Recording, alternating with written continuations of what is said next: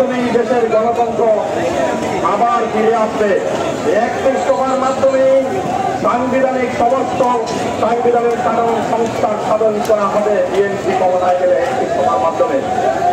এই 31 দফার মাধ্যমে উন্নয়নের ছোঁয়া এই দেশের গ্রাম থেকে শুরু করে শহর পর্যন্ত প্রতিটি ঘরে উন্নয়নের ছোঁয়া লাগবে এবং একটি অর্থনৈতিকভাবে একটি সমৃদ্ধশালী দেশ আমরা গঠন করতে সক্ষম হব। আন্তর্জাতিক বিশ্বে বাংলাদেশ আবার একটি মর্যাদা আসনে প্রতিষ্ঠিত হবে ইনশাআল্লাহ তারেক রহমানের নেতৃত্বে।